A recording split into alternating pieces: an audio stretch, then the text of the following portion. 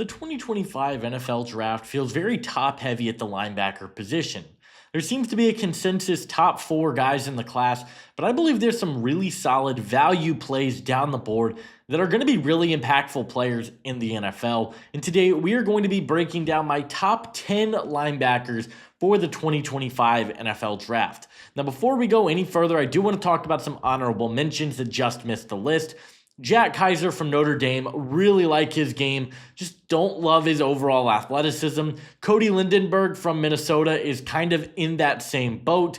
Tyreen Powell from Rutgers, Sean Dolak from Buffalo, and a real sleeper down the board. Really like Aaron Smith from South Carolina State. Those are some players that I really like in the 5th, 6th, 7th rounds, but ultimately they didn't end up making the top 10. Before we get into it though, consider hitting that like and subscribe button. And if you guys want to see my full linebacker rankings where I have over 40 different linebackers, be sure to check out the Patreon, which I will leave linked down in the description below. It's $5 a month, and you guys will get exclusive access not just to my linebacker board, but all of my positions, where I have over 500 prospects in the draft class studied, evaluated, and have written scouting reports on them. So if you enjoy my NFL draft content, I highly recommend checking it out. But I don't want to waste any more time. Let's go ahead and kick this off with my number 10 linebacker in the class, and that is going to be Iowa's Jay Higgins. Higgins is one of the more interesting players in the class and has been a super productive player for Iowa over his career. He's not a great athlete, ran a 4.82 at the combine and a 9.2 broad jump, just 33 inches on the vertical. But this is a guy that just does everything you want. Had a 91.5 coverage grade this past season for Iowa with 4 interceptions and a pass breakup. He's a really solid run defender as well, only a 9.7% missed tackle rate. He's a tackling machine, and it seems like he is consistently in the tackling piles for the Iowa defense. He's one of the most consistent and hard hitters in all of college football. He doesn't make many missed tackles, I should say, and he hits on all of his assignments. Really solid coverage player as well. He shows physicality, great instincts in zone. He's got good size. He's 226 pounds. I like his length. I do worry about his overall frame. He is 5'11", 31-inch arms. Not amazing, but he is heavy on his feet. Not great change of direction. I think he's going to be a really good coverage player, though. I think it's hard to envision a world where he's not at least a solid coverage linebacker at the next level because of his instincts, and I like what he does against the run. Yes, he might not have the greatest athletic profile, and the length and size can be a little bit questionable, but he plays bigger than he's listed, and I like what he brings to the table at the linebacker position. Would also like to see him be able to line up a little bit better in man-to-man situations. But if you run a heavy zone coverage scheme, I think Jay Higgins is a really solid coverage linebacker for you. He just makes the top 10, but it's a really close race between him, Kaiser, and Lindenberg. I just favor the production over the past couple of seasons that Higgins has had. At number 9 on my list, maybe my favorite linebacker in this entire class, and that's Teddy Buchanan out of Cal, a player that I fell in love with. I was watching his teammate Noel Williams, who you guys will see very soon in the cornerback video, and I'm watching him, and this guy, number 10, just keeps making plays over and over, and it's just hard not to just fall in love with his game. He is one of the most fun players in the entire class. 75 tackles this past season, 9.2% missed tackle rate, 48 run stops, had a 76.2 coverage grade, 6 sacks, 25 pressures, 3 forced fumbles. This is a guy that plays with his hair on fire. He comes downhill really, really quickly. He fires off as a blitzer, and he is so quick to get into the backfield. Really physical, hard hitter, does a nice job of playing the football. I love his overall game, his mentality. Reminds me a little bit of Maris Leafau, who was drafted by the Cowboys. Just the play style, very, very similar. Now, his overall athleticism, again, not amazing. He ran a 4.6, 159. Overall solid numbers, but he's not going to wow you with elite numbers as well. I think his change of direction, a little bit stiff in his lower half. His play strength is up and down. There are times where he showcases a really strong bull rush and the ability to just run over offensive linemen. He did 26 reps on the bench at his pro day, so you love that. But it is very inconsistent for him. I'd like to see him be a little bit more consistent and regular with playing with more physicality. His missed tackle rate has been very sporadic. Had a good one this year, but throughout his career, it's been very up and down. I like his game a lot. I think he's going to be a very impactful player down the board because of the way he plays the position. He plays physical. He's got good athleticism. He's good in coverage, great blitzing threat, and a guy that I think is going to be a solid sleeper. Probably an early day 3 guy, but a guy that I really, really like in this class. At number 8, we've got Barrett Carter from Clemson. Really every other guy from here on out, 8, 7, and so on, I think are probably going to be picked inside the top 100. Barrett Carter is a really interesting one because this is a guy that I thought was going to come out last year. He's 6 foot, 231 pounds. He's an interesting player because I like what he brings. I think athletically he's really solid, but there are a little bit of inconsistencies in his game. He's an excellent run defender, comes downhill really well, tackles hard, plays gaps really well, good gap discipline, great length for the position, 78-inch wingspan, which I love. I think he's a good coverage player as well. Keeps his eyes on the quarterback well in zone, moves well, has fluid hips, good blitzer. His man coverage, overall solid, but I do think his overall coverage is inconsistent, and it's not an area of his game that I feel amazing about. Had a 47.7 coverage grade this past season per PFF. Not amazing. 11% missed tackle rate as well. Don't love that being above 10%. He just struggled with missed tackles, and I don't love his overall coverage game. A lot of missed assignments. Feels like he doesn't really understand his assignment sometimes in coverage. I think he needs to play more disciplined. Comes downhill, he wants to hit really hard, but it leads to missed tackles. I also think his open field track down speed could be a little bit better. He's a great athlete in short to intermediate areas, but his long speed, I think, can be a little suspect from time to time. He's a good player. I do think he'll get picked inside the top 100. Might be a little bit Trevin Wallace-y, though. A great athlete, just really raw. That's kind of how I feel about Barrett Carter, which is a shame because he was one of my favorite players coming into the year. Just didn't really take the strides I wanted to see him take, and for that reason, I've got him at number 8. At number 7, it is Danny Stutzman from Oklahoma. Man, this guy's a lot of fun. Another guy that I thought was going to come out of last year's class, went back to Oklahoma, and just continued to dominate, this time against SEC competition. There's a lot to really love about his game and the way that he plays the position. But something that I wasn't expecting was for him to test as well athletically as he did. He ran a 4.52 with a 1.55 split. Very, very, very good numbers for the position. Because I do think his overall athleticism was very up and down. I didn't think he was a bad athlete by any stretch of the imagination, but I didn't think he had this, and it makes him a very intriguing prospect. He is your prototypical middle linebacker. He is a tackling machine, comes downhill really good. He is, when I say he's in every tackling pile, I mean he is in every single tackling pile. Had 76 tackles this past year for Oklahoma. I love his game. I really do. I love the way he defends the run. He showcases good blitzing upside, over 100 tackles in 2023, which is fantastic. I also love the way he plays screens. He sniffs out screens really well, plays physical, gets off blocks well, and is able to get into the backfield and blow it up. He's just always in the pile. Coverage-wise, he has his inconsistencies. I think he's going to need to improve there at just reading the quarterback's eyes a little bit better, not biting so much and understanding his assignments. He did struggle with missed tackles from time to time, over 12% missed tackle rate. And his block shedding is an area that could improve. He takes some bad angles as a defender at times as well, but I think he's got a really high floor as a prospect. I really struggle to see a world where he's not at least a solid rotational linebacker because he can defend the run well. I think he's a good athlete, good against screens. You'd like to see him improve his consistency in coverage, but from what I've seen from Danny Stutzman, I think he's going to be a really good player at the next level. Wouldn't be surprised if he's like a Peyton Wilson type where he gets drafted later than he should, and we all know he should get taken higher than he does, and he goes on to have a really strong rookie season. So I like Danny Stutzman. I've got him at number 7. At number 6, We've got Cody Simon from Ohio State. This is another my guy in this class. I turned on the tape of him just a few weeks ago, was in love with what he brings to the table. He is one of the most well-rounded linebacker prospects in the entire draft class, and I think he's going to be a really good player at the next level.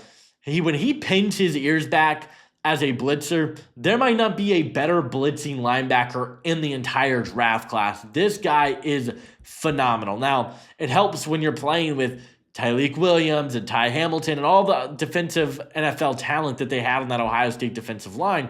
But he had 8 sacks this past season and 20 pressures, 3 pass breakups, a forced fumble.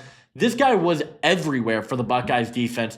Really fluid athlete, great change of direction, a solid downhill speed to get into the backfield. Triggers quickly, short area burst is phenomenal. I like his instincts and coverage as well. I think he's a smart coverage player, understands his assignment, and another guy that just felt like he was consistently in the mix, in the pile, there to make a play. I love that.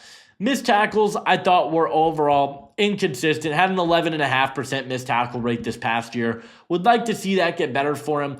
And I do think his block shedding is inconsistent. He does struggle to get off blocks from time to time, and a lot of his best blitzes came off of free releases where there was really nobody there to stop him. But if you want a blitzing linebacker and a guy that's going to be able to get after the quarterback really, really good, it's Cody Simon in this class. I think he's going to get taken later than he should. He does have his length is suspect. I believe he's got 31.25-inch arms, so not ideal, but I love him. I love his game, love his tape. I think he's going to be one of the steals of the class. He's probably the one guy here that won't be a top 100 pick if I had to guess, but I think he's going to be a steal. I'm a lot higher on him than the consensus. I've got Cody Simon at number 6. At number 5, I've got Jeffrey Bassa out of Oregon. Really, really fun player. A guy that I just seem to like more every time I watch him. And I think he's another guy that has some good upside. I do wonder if he's going to be a immediate impactful starter. Another guy with shorter arms, 31 and 5/8, but had a 78 and an 1/8-inch wingspan. So I overall like that. I just like what he brings in coverage. Another really smart coverage player who I think actually has the athleticism to stick with running backs and tight ends in the flat. Really smart at picking up his assignments. He knows where to go in zone, reads the quarterback's eyes well. Good change of direction. I thought he had good fluidity as an athlete. Ran a 4.63 at the combine. Good overall downhill run defender. And I thought he had good open field movement abilities. His speed is good. Change of direction is overall really solid for him as well. I like what he brings athletically. I know there's been some talk about him not being a great quick athlete. Not from what I saw. I think he moves really well. And I like that about him. We mentioned the inconsistent length, and I think it does cause him to struggle as a block shedder from time to time. He does struggle to get off blocks. You'd like to see that get better. And he struggles to set the edge in the run game. It's a big area that I'd like to see improve. Outside zone runs really frustrate me, though, when you're watching Bassa, because he freezes sometimes. Feels like he's very indecisive as a run defender, and if a team can kind of run that heavy RPO, he doesn't really know where to go a lot of times. So overcommit one way, and then there will be the missed assignment. It's going to have to get better for him. He's going to have to improve his run defense instincts. But overall, I like his overall traits. I think he's a good athlete. I think he's a good coverage player. And I think he's a good run defender. I'm willing to give him a year or two to develop. But this is a guy that, again, don't know if he'll be a starter right away, but a player that I think has a really high ceiling in this class. At number 4 in the class, I've got Demetrius Knight out of South Carolina. This is going to be low for some people. I get it. I like Demetrius Knight. 6'1", 246 pounds, 33.25-inch arms, elite arm length, 80 and 3/8-inch wingspan, another elite measurable. Overall, been a really solid player throughout his career. Started at Georgia Tech, played for 4 years, went to Charlotte in 2023, then transferred to South Carolina this past season. The size he has is phenomenal. He just looks so much bigger than some of the other players on the field. Very hard hitter, very physical player that had an incredible coverage grade this past season, 74.9, really solid number for him. Smart overall coverage player, disciplined, great in both man and zone coverage. I think he can play really anywhere there. And he knows how to get off of blocks really well. I do think he does, the change of direction I think is pretty suspect for him. And his tackling is inconsistent week to week. He's not a bad tackler, but it is inconsistent. Had an over 10% missed tackle rate this past season. Don't love to see that from him, but I don't think he's as great of an athlete as everyone else does. And I know that's going to seem like a hot take. The change of direction's not there. Now, I know he tested really well at the combine at a 4.25 shuttle, 7.123 cone. Those are great numbers. I just didn't really see that on tape. I didn't see that fluidity. He felt stiff in his hips at times, which I think did cause some struggles for him. I think he's a great player, but I do have him slightly lower than my 3 and 4 because I do worry about his overall change of direction. And he's also one of the older linebacker prospects of the few guys that we're going to be mentioning here. So for that reason, I've got Demetrius Knight at 4, but each of these guys I think are probably going to get taken in the top 60. So I've got Demetrius Knight at number 4. At number 3, we've got Carson Schwessinger out of UCLA. Another really good overall athlete, 6'2", 242 pounds, 39.5-inch vertical. Had over 100 tackles and 50 run stops this past season for UCLA. Really fun player that I think could be a good Sam linebacker for you. Great athlete. I mean, super explosive off the line of scrimmage, gets into his stance, and I love what he brings as a blitzer. When he dialed his ears back and came downhill, I mean, he had 18 pressures this past season for UCLA. I think those are really good numbers. Fluid hips, great eyes in zone coverage, and I think he's a very reliable tackler, a guy that just didn't miss many tackles. 7.6% missed tackle rate this past year. Love those numbers. He did bulk up at the combine. I was worried about his size. I believe he played at like 220. He came in at 242 at the combine, so I love those numbers. I think that's really solid for him. Another guy that the play strength is up and down and he struggles to get off of blocks consistently, which is really my biggest area of concern. Hasn't played a ton of football in his career. He's still pretty young, pretty raw. I believe he's only started one season for UCLA. So the upside is there. I just love what he does as a run defender at over 50 run stops. As a blitzer, really solid numbers there as well. And I like what he does in coverage. I think he's a well-rounded player that wouldn't be shocked if he is one of the sleeper first-round picks. I think Schwessinger is very beloved around the league. I like him quite a bit as well. He's my number 3 linebacker. You're probably wondering who's my number 2. I love Chris Paul Jr. I know this is going to be a lot really high for some people. I love him. I think he is one of the most fun linebackers in the class. Now, I'm well aware of the athletic or size limitations, I should say. 6'1", 222 pounds, 30 and an 1/8-inch arm, and he only had a 26-inch vertical. He doesn't look great, but his tape is so fun. He is really athletic. He just flies around as a blitzer, as a run defender. His change of direction is absolutely elite. Great run defender who knows how to close the gap, good gap discipline, consistent tackler as well. A guy with only a 4.5% missed tackle rate this past year, which is the highest of the top 10 guys. Reliable tackler, great blitzer, overall good athlete. Coverage, yeah, it's not the strongest suit of his game. Had a 78.1 coverage grade, though. Seemed to get confused in zone from time to time. He wants to, if the quarterback starts to break away, I think he gets a little blitz happy and he wants to come downhill. Would like to see him get better. And overall, his size is going to be a concern. Shorter arms and just an overall smaller guy. But I love what he brings to the table. He's an awesome player that I think is going to be a do-it-all linebacker at the next level. I've got him at number 2. And to the surprise of no one, Jahad Campbell's my number 1 linebacker. I'm going to really mess around with something. I haven't finished my top 100 yet. But I think when it's all said and done, Jahad Campbell is probably going to be pretty close to a top 7 player in the class for me. And he's close to a blue chip talent. I think he's a borderline generational linebacker. And I know that sounds crazy to say, and we throw the term generational around all the time. I think with Jahad Campbell, it's worth it because I tweeted before, back in October, that Jahad Campbell reminded me a lot of Fred Warner. If you watch his tape, the movement abilities, it's all there. And then Daniel Jeremiah started to compare him to Fred Warner. And I'm sticking with that comp because he is so much like Fred Warner. I think everyone has a misconception on what type of a linebacker he is. Everyone's like, man, if you put him with Todd Bowles or one of these blitzing teams, he's going to be such a great dynamic blitzing threat, which he is. He's a fantastic athlete. Ran a 4.52 at the combine. But that's not where I think he's even at his best. He is such a good coverage linebacker. I think his instincts are phenomenal. He has the athleticism to stick with guys in man-to-man coverage. Elite change of direction.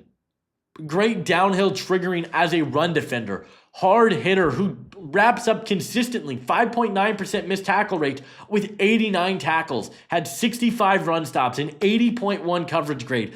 8 sacks. I mean, everything this guy does is phenomenal. I think really the biggest concern you're going to have, his footwork can be up and down. He does have his missed tackles, and his play strength can be inconsistent. But if you're worried about play strength for a linebacker being the biggest concern, you might have a very good linebacker on your hands. And I think we do with Jahad Campbell. I think he is such a phenomenal prospect that is going to end up being one of my favorite players in this class as a whole. And I've got him as my number 1 linebacker in the class. But I'd love to hear from you guys. What do you guys think? Who is your top linebacker? Who are some sleepers you like down the board? I'd love to hear your thoughts and opinions. Leave a like, and I'll see you guys in the next one. Adios.